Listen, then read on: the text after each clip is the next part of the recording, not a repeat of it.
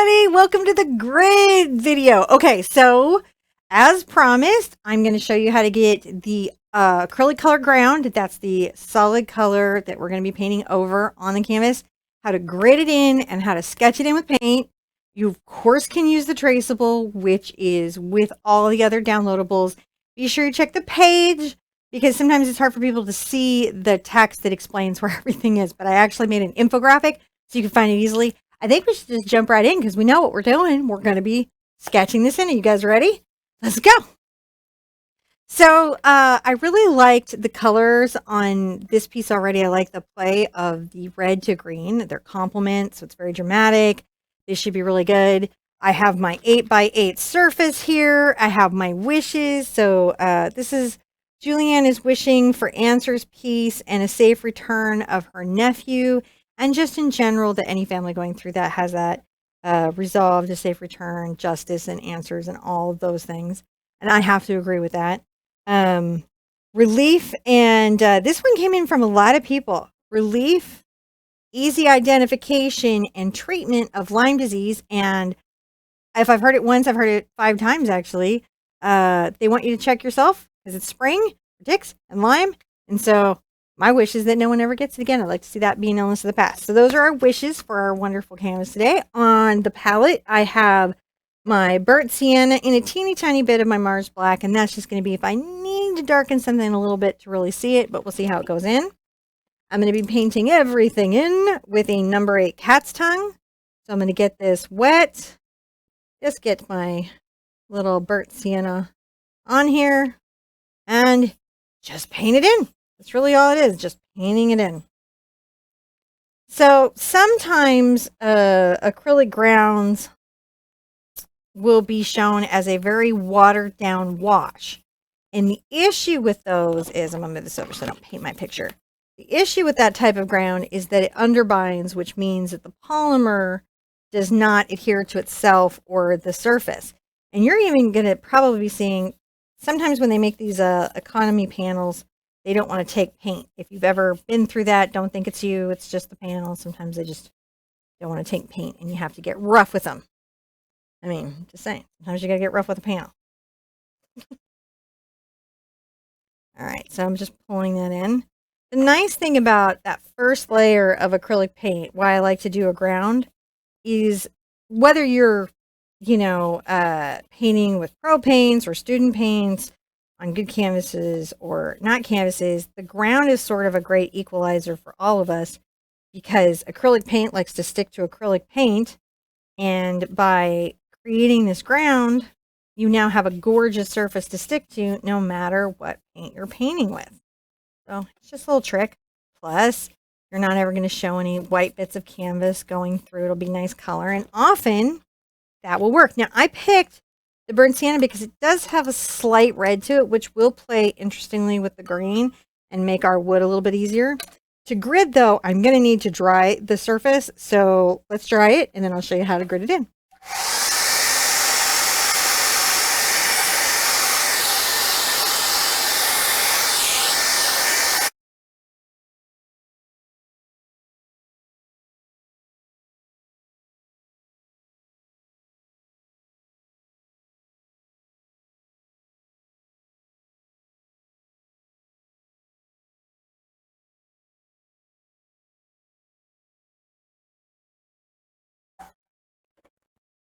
Okay, so you probably noticed that there was even some real change in the color there from when the paint was wet into when it was dry. That's called color shift. It's a really common thing that happens in acrylic painting.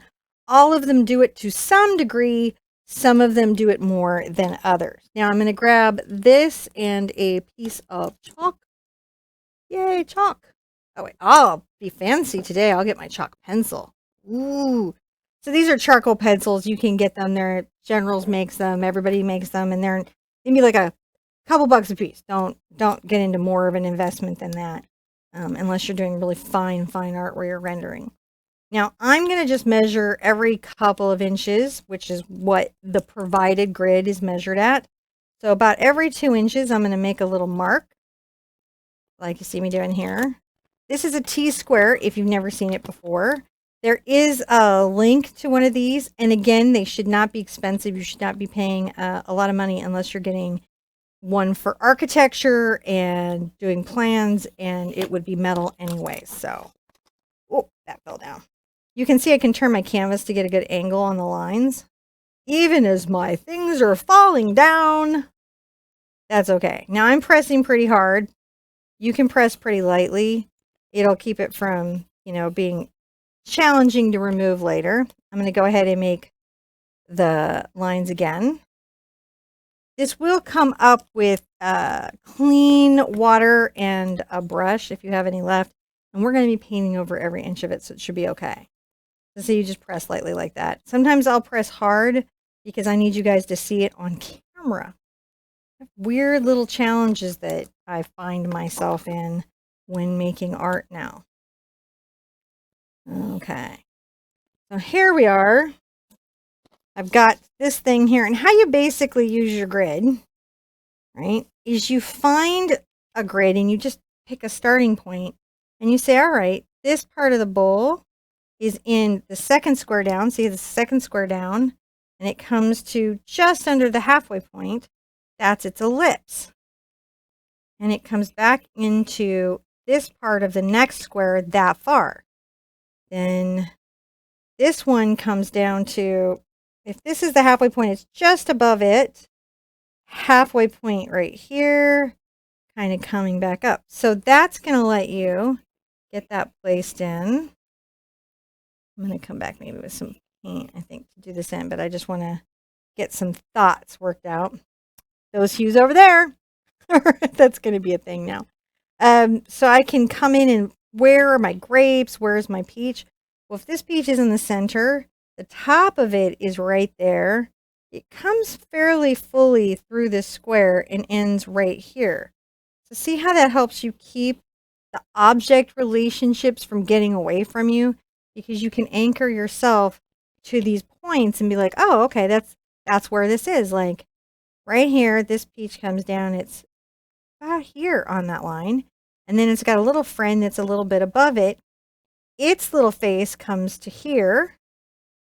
I can just bring that little line down, right? And this little one, actually I could move that line down a bit. Now I'm looking at you see how they relate. I'm going to make this a little bit uneven because you want to. We do see a bit of the bottom of that peach right here.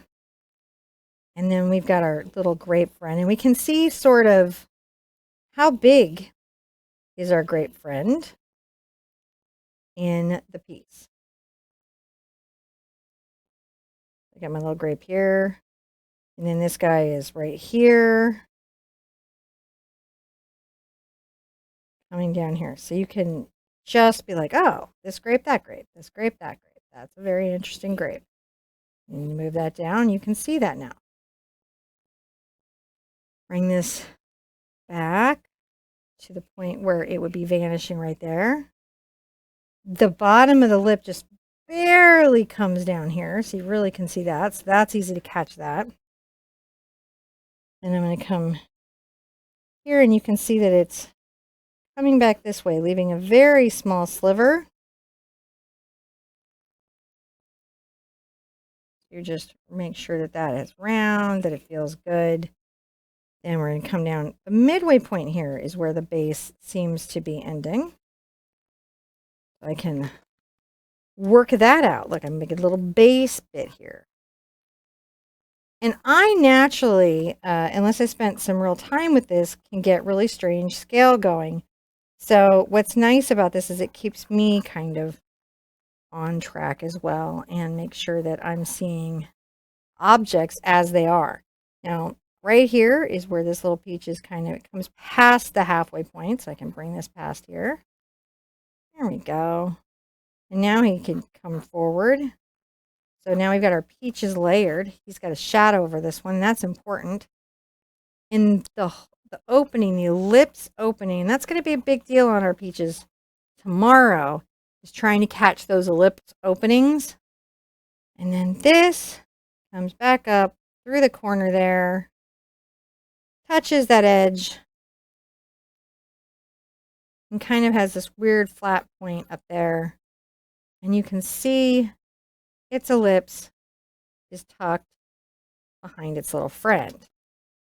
So this has a little flat top. This guy has a little back there. Little stems, which we'll lose for a minute and then I'll come back up. But letting us know where that is can be really helpful. And if you want, you can make sure you don't lose any of that by just taking a little tiny bit of black. You don't want it to be too dark, right? Because you got to paint over it. And just make sure you get some object placement going on your focal objects. All right, so I'm just going to use the tip of my brush. And this is a general kind of loose sketch. So we don't get lost in our piece. I like to take it into the paint space simply because that helps me not lose it. The paint is a little more forever. And, you know, it gives me a chance to see how I really think everything is going to be the following day. You know, so like, I know this is quite dark. Okay that I picked up too much black there. I think I said it and that made it be a thing. You know, there's got its little stem up. Bring this around. We know where that is.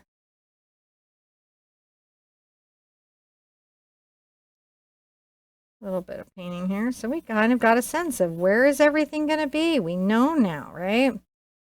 We're seeing it. We're like, oh, there it is. There you are. It's really easy to get lost from three-dimensional space to two-dimensional space.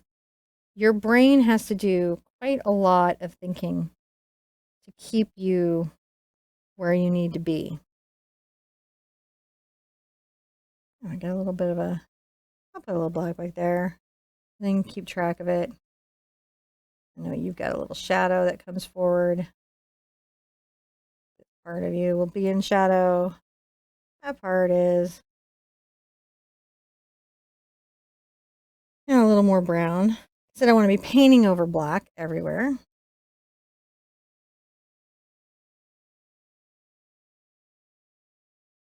As you can kind of see where everything is in relationship.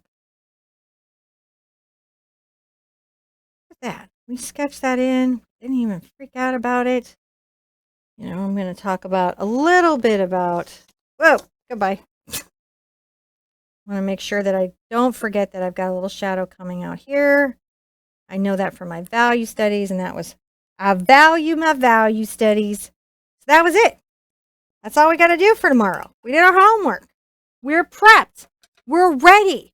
This is happening. We got through day 1. This is day 2. It is fully into the journey, right? We're doing it. If you have, I read so many people talking about like so many things went weird and they hung in and they stuck with it.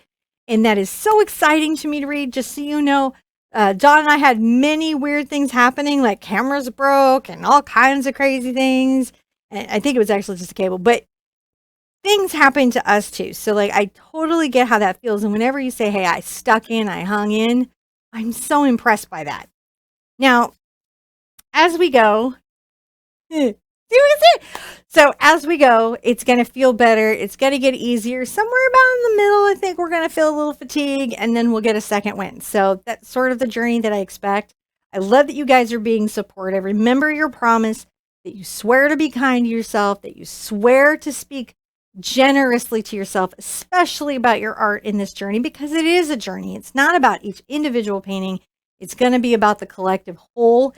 And I will show you at the end of this some of my awkward initial daily paintings and how I'll pick something out from this one, and I'll make a journey comparison too. So we're all in it together the whole way. I'm hoping the supplements help. Be good to yourself, be good to each other, and see you at the easel really soon or in the morning. Bye-bye.